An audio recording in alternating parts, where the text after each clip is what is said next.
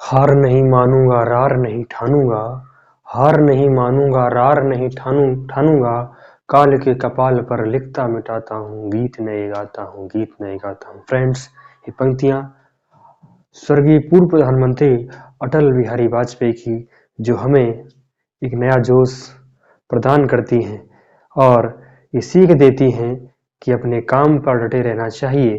तो फ्रेंड्स,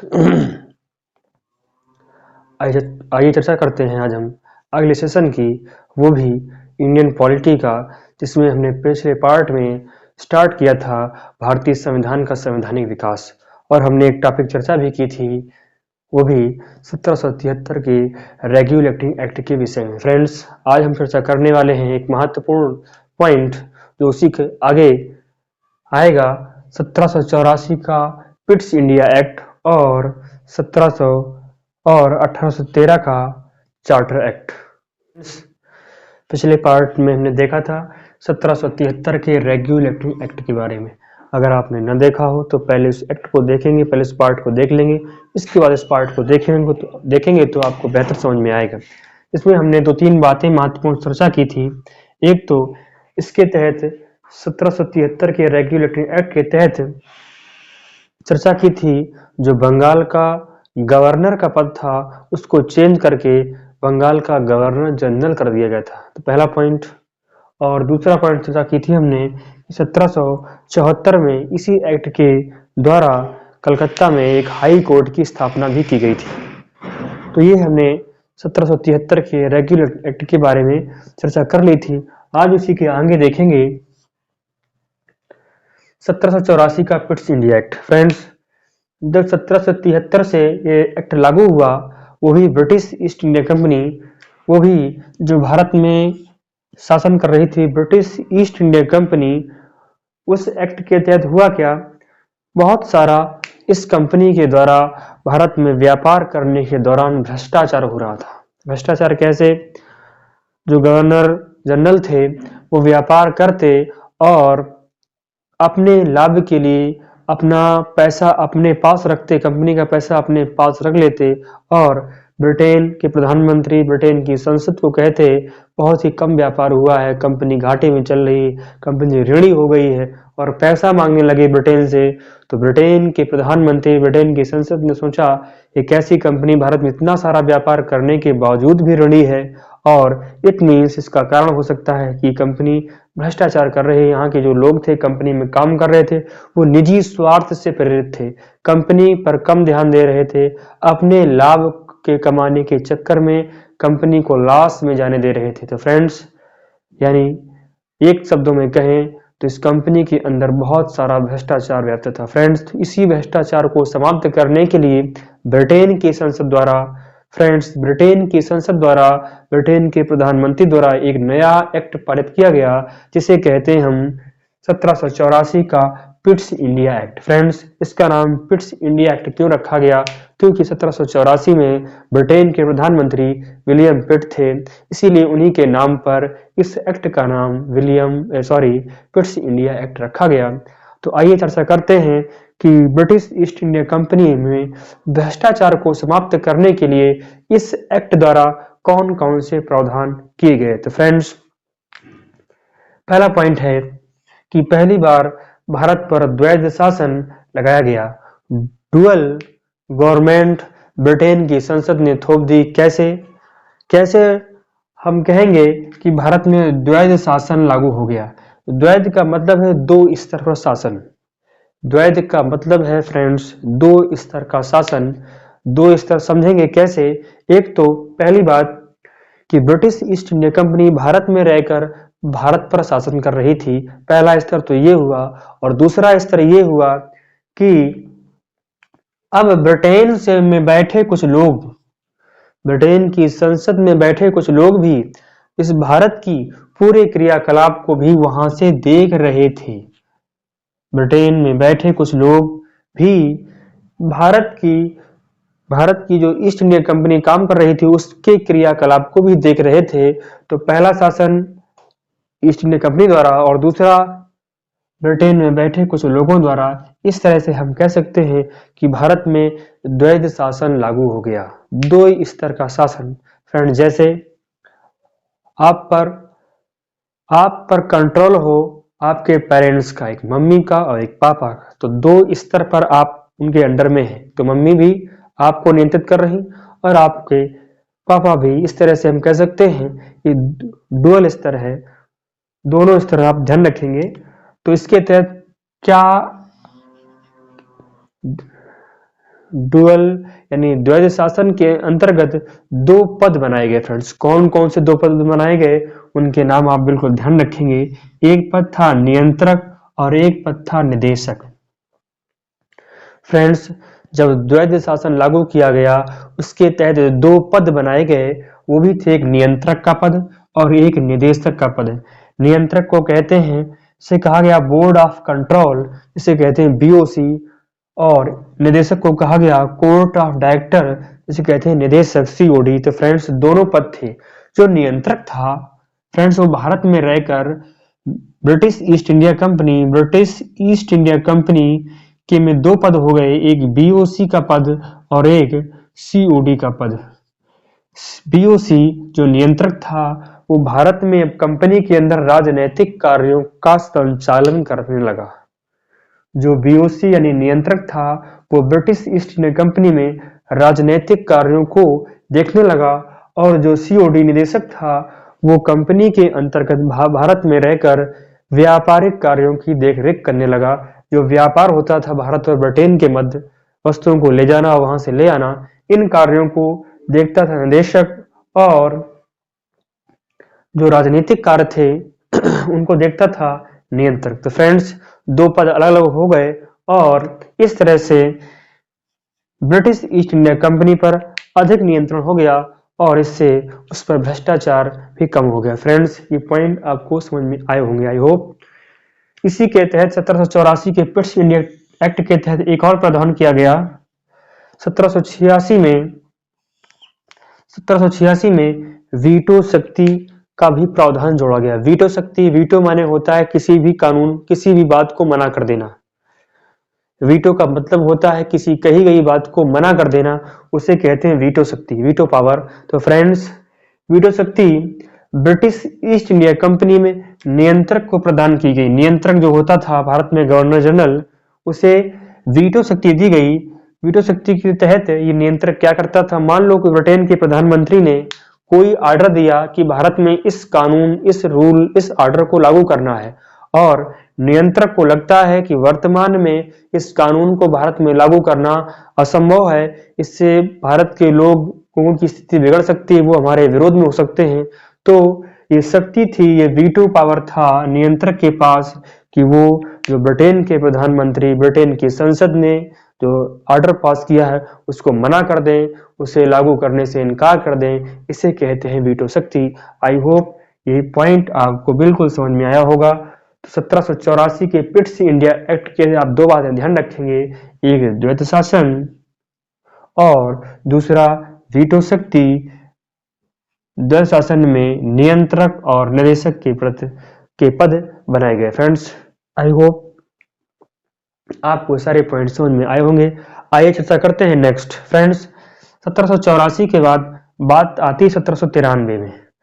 1793 में एक्ट पास होता है ब्रिटेन की संसद द्वारा। फ्रेंड्स, जितने भी एक्ट हम पढ़ रहे हैं ये सभी ब्रिटेन की संसद पास करती है, भारत में जो शासन कर रही है ब्रिटिश ईस्ट इंडिया कंपनी के लिए। ठीक है, तो 1793 में ब्रिटेन की संसद ने एक्ट पास किया और पता कहा ब्रिटिश ईस्ट इंडिया कंपनी से कि आप जो पूर्वी देशों के साथ व्यापार कर रहे हैं, भारत के साथ व्यापार कर रहे हैं, आपको मात्र 20 वर्ष का ही समय है आपको व्यापार करने का। यानी आप 20 वर्ष व्यापार कर लीजिए, इसके बाद आपका टाइम पीरियड समाप्त हो जाएगा और आपकी व्यापार करने की समय सीमा समाप्त हो जाएगी और आप वापस आ जाएंगे। तो फ्रेंड्स, 1793 के 20 साल बाद हम पहुंचेंगे 1813 में। तो फ्रेंड्स, वो समय आ चुका था जब ब्रिटिश ईस्ट इंडिया कंपनी का वो समय समाप्त होने वाला था और लोगों को उम्मीद थी कि अब ये टाइम फिर से बढ़ाया जाएगा। घटना क्या होती है, उसी समय ब्रिटेन में अन्य लोग भी जो कंपनी को, ब्रिटिश ईस्ट इंडिया कंपनी को भारत में व्यापार करने का एकमात्र अधिकार था, उसे समाप्त करने की मांग कर रहे थे। कह रहे थे कि भारत में केवल ब्रिटिश ईस्ट इंडिया कंपनी ही व्यापार नहीं कर सकती है, अन्य कंपनियां भी भारत में जाने का, भारत में व्यापार करने का अधिकार होना चाहिए। तो फ्रेंड्स, इस समस्या को दूर करने के लिए, क्योंकि ब्रिटेन में वहां के लोग विरोध प्रदर्शन कर रहे थे, तो वहां के प्रधानमंत्री को इस बात को मानना पड़ा, नहीं तो वहां के लोग को कहना था कि अगर आप ब्रिटिश ईस्ट इंडिया कंपनी का एकाधिकार नहीं समाप्त करते हैं तो हम आपकी सरकार को गिरा देंगे। इसी के चलते वहां की संसद को बात माननी पड़ी और घटना होती है कि ब्रिटिश ईस्ट इंडिया कंपनी के व्यापार का एकाधिकार समाप्त कर दिया जाता है। फ्रेंड्स, इस बात को आप ध्यान रखेंगे, एकाधिकार का मतलब है एकमात्र अधिकार। पहले ब्रिटिश ईस्ट इंडिया कंपनी को भारत में एकमात्र अधिकार था व्यापार करने का, और कोई कंपनी ब्रिटेन से भारत में व्यापार करने के लिए नहीं आ सकती थी। लेकिन अब 1813 के चार्टर एक्ट के तहत ये एकाधिकार समाप्त कर दिया गया। इट मीन्स अन्य कंपनियां भी ब्रिटेन से अब भारत में व्यापार करने के लिए, आने के लिए फ्री हो गई थी। फ्रेंड्स, आई होप ये पॉइंट आप समझ पाए होंगे। और नेक्स्ट पॉइंट देखते हैं। जब अन्य और सारे अंग्रेज और सारे ब्रिटेन से लोग भारत में व्यापार करने के लिए चले, क्योंकि उनको छूट मिल चुकी थी, तो वहां पर जो पादरी लोग थे जो शिक्षा से संबंधित थे, शिक्षा का काम देखते थे, उनका कहना था कि हम भी भारत जाएंगे। तो अंग्रेजों ने कहा कि आप क्यों जाएंगे, तो उन्होंने कहा हम भी जाएंगे, हमारा भी उद्देश्य है।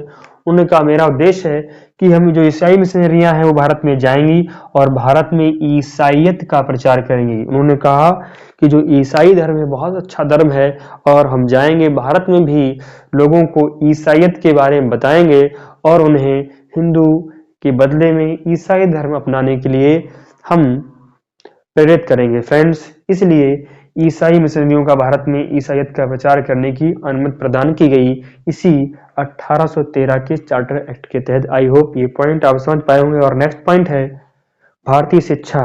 फ्रेंड्स, 1813 जो समय था, उस समय भारतीय शिक्षा बहुत ही नाजुक स्तर, बहुत ही निम्न स्तर पर थी, और इसी एक्ट के तहत ये प्रावधान किया गया कि भारत में भारतीय शिक्षा को बढ़ावा देने के लिए अब जो है बजट जो है बढ़ाना होगा।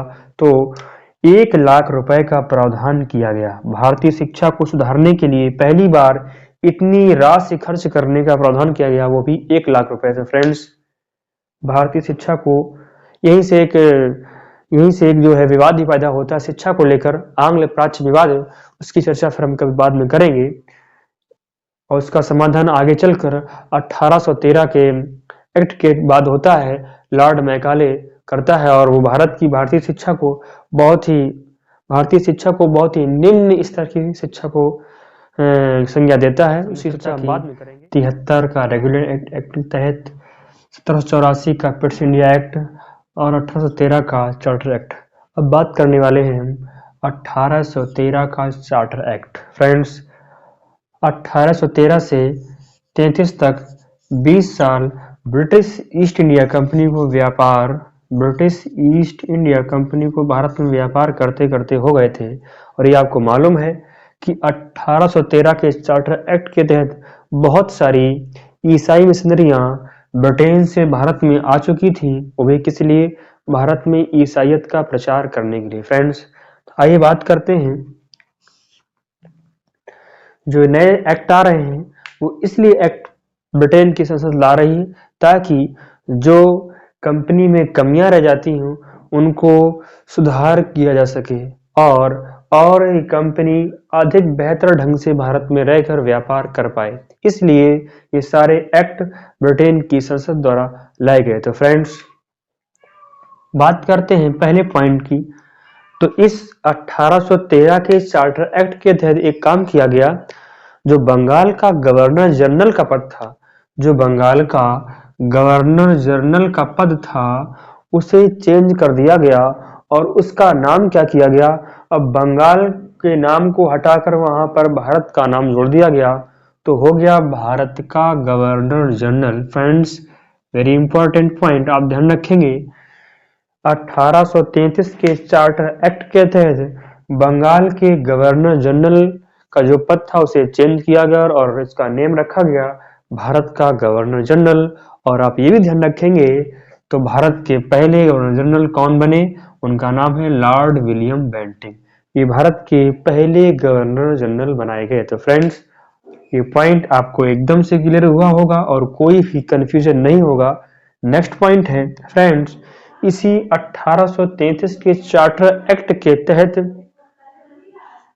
सिविल सर्विस के लिए खुली प्रतियोगिता का प्रारंभ हुआ। सिविल सर्विस होती थी पहले वो भारतीयों के लिए अलाउ नहीं थी, केवल उसके लिए अंग्रेज ही अलाउड थे, केवल अंग्रेज ही एग्जाम दे पाते थे।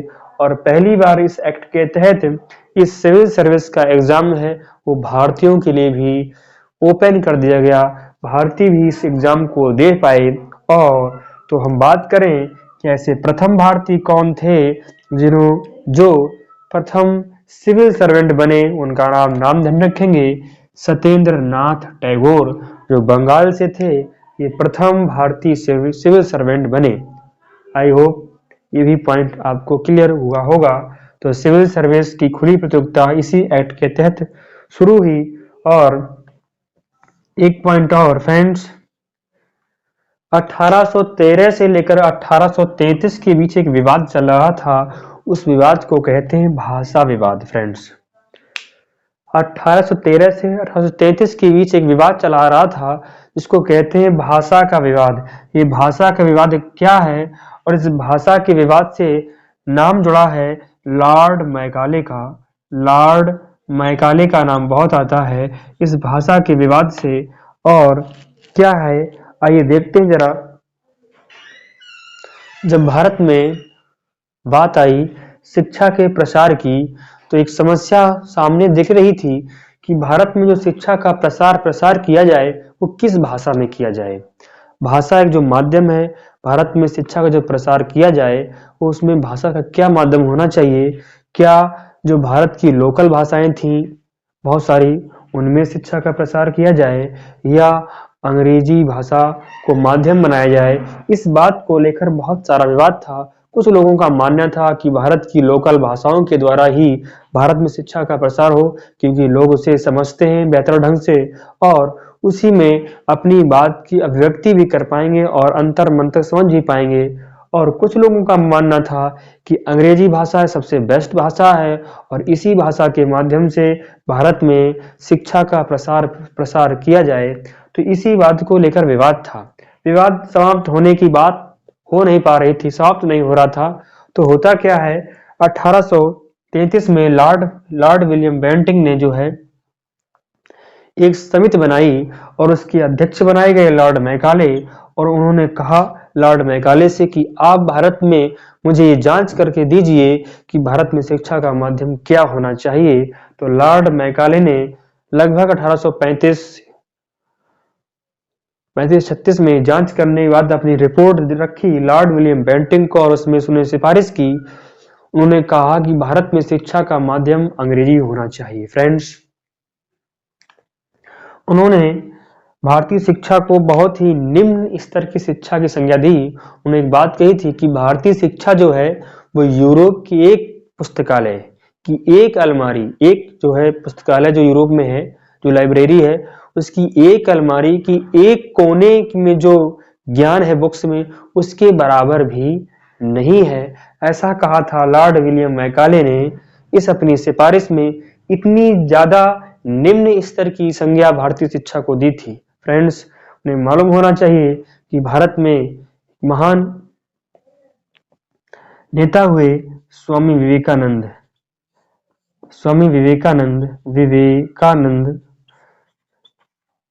इन्होंने जब भाषण दिया था तो पूरा विश्व सुनता रह गया था। अगर इतनी निम्न स्तर की शिक्षा होती तो इस महान समाज सुधारक विवेकानंद भारत से कैसे निकल पाते, ये लॉर्ड मैकाले को मालूम ही नहीं था केवल वो अंग्रेजियत का अंधभक्त लॉर्ड मैकाले जिसने भारत की शिक्षा की इतनी निंदा की। आई होप ये सारे पॉइंट आपको समझ में आए होंगे और काफ़ी अच्छा भी लगा होगा इन पॉइंटों को जानकर। तो आज के पार्ट में हमने देखा 3 एक्ट 84, 13 और 1833 का चार्टर एक्ट। आई होप सारे पॉइंट समझ में आए होंगे।